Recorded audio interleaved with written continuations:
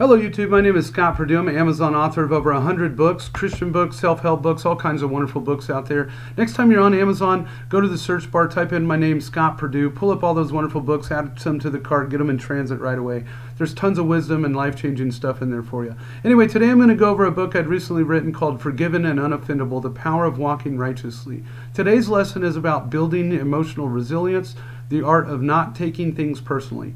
In a world that seems to be more divisive, and easily offended than ever, learning to be unoffendable is a transformative path that leads to inner peace and spiritual freedom. Becoming unoffendable doesn't mean that we are indifferent to the wrongs and injustices around us, but rather that we develop emotional resilience that enables us to respond with grace and understanding and forgiveness rather than anger and resentment. Emotional resilience is the key to not taking things personally, a powerful tool that helps us remain calm, centered, and aligned with God's will in a world where offenses abound. By building emotional resilience, we cultivate the ability to see things from the other perspectives, manage our emotions, and walk righteously without being swayed by external circumstances. The Bible provides timeless wisdom on this subject, helping us grow in self-awareness and spiritual maturity. Through a combination of practical strategies, biblical principles, and amplified scriptures, we can learn how to be unoffendable, avoid taking things personally, and live a life that reflects the righteousness of Christ. The root of offense, ego, and perception. At the core of taking offense is often our ego, the part of us that feels wounded when someone disagrees or criticizes us. We feel that our worth or dignity is being challenged, or our natural reaction is to defend ourselves. Offense frequently stems from how we perceive the actions or words of others. If we perceive an attack on our character, beliefs, or values, we are more likely to become defensive, irritated, or angry. Proverbs 29:11 Amplified says, A self-confident fool always loses his temper and displays his anger, but a wise man uses self-control and holds it back. Wisdom and emotional resilience come from learning to control our responses rather than reacting impulsively based on perceived slights or offenses. The more we can separate our identity from external validation or criticism, the less likely we are to be offended by others. When we take things personally, it is often because we are looking for approval or affirmation from others rather than finding our worth in God. In Galatians 1:10 Amplified, Paul reminds us, Am I now trying to win the favor or approval of men or of God? Or am I seeking to please someone? If I were still trying to be popular with men, I would not be a bondservant of Christ. Paul's words encourage us to focus on pleasing God rather than seeking validation from others. When we shift our focus from external approval to God's approval, we become less vulnerable to offense. The power of emotional regulation. One of the most important aspects of emotional resilience is learning to regulate our emotions. Emotional regulation means managing our emotional responses so that we remain calm, composed, and in control of our reactions, even in difficult and provocative situations. The Bible calls us to be self-controlled and slow to anger. James 1:19-20 Amplified instructs us, Understand this, my beloved brothers and sisters. Let everyone be quick to hear. Be careful, thoughtful, listener, slow to speak, a speaker of carefully chosen words, and slow to anger. For the resentful, deep-seated anger of man does not produce the righteousness of God, that standard of behavior which He requires from us. By practicing self-control and being slow to anger, we create space between the stimulus, what happens to us, and our response. In that space, we have the opportunity to choose a righteous and God-honoring reaction rather than a defensive and angry one. The practical technique for emotional regulation is deep breathing. When we feel our emotions rising, pausing to take a few deep breaths can help calm our nervous system and allow us to respond thoughtfully rather than react impulsively. Another strategy is to mentally step back from the situation and ask ourselves, is this worth losing my peace over? Most of the time, the answer will be no. When we train ourselves to remain calm, we are better equipped to walk in forgiveness and avoid offense. Self-awareness and the importance of perspective. Self-awareness is essential in developing emotional resilience. The more we understand our emotional triggers, the more we can anticipate situations where we might be prone to take offense. For example, if we know that we are sensitive to criticism, we can prepare ourselves to respond calmly when constructive feedback is given. Self-awareness also involves recognizing when we are projecting our own insecurities or unresolved issues onto others. Psalm 139:23-24 Amplified provides a prayer for self-awareness. Search me thoroughly, O God, and know my heart. Test me and know my anxious thoughts, and see if there is any wicked or hurtful way in me, and lead me in an everlasting way. By inviting God to search our hearts, we open ourselves to his gentle correction and guidance. This self-examination helps us identify areas where we may be prone to offense, and it allows us to surrender those areas to God for healing and transformation. In addition to self-awareness, developing the ability to see things from others' perspective is crucial for avoiding offense. When someone says or does something that hurts us, it is easy to assume the worst about their intentions. However, when we practice empathy and consider that the other person may be acting out of their own pain or misunderstanding, we can respond with grace rather than offense.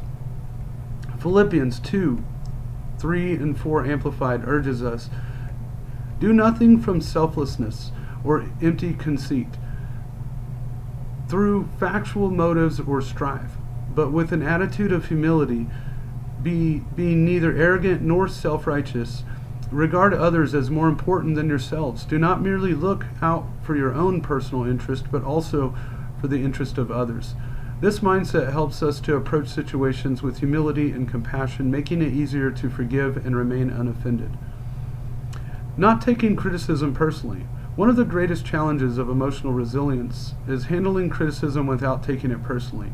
Criticism, whether constructive or negative, can trigger feelings of inadequacy or defensiveness.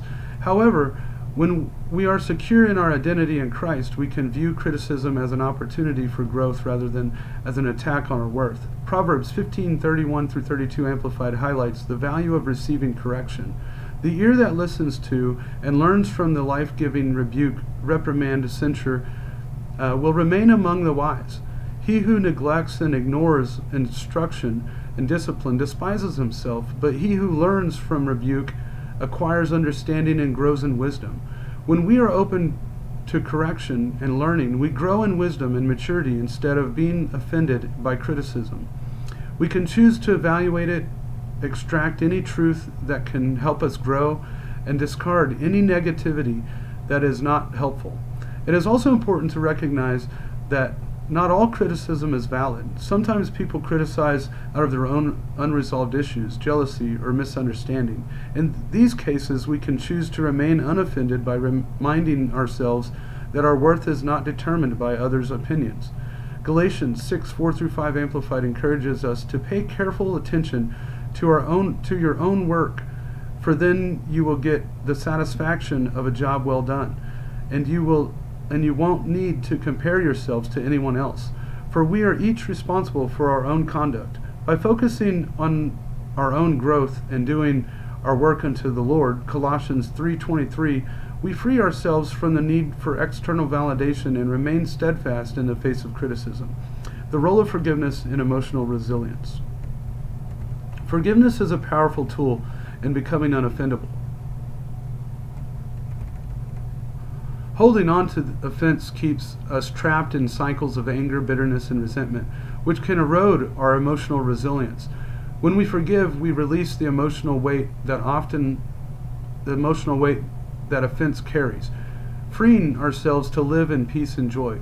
Ephesians 4:31-32 Amplified instructs, let all bitterness and wrath and anger and clamor, perpetual animosity, resentment, strife, fault-finding, and slander be put away from you, along with every kind of malice, all spitefulness, verbal abuse, malevolence.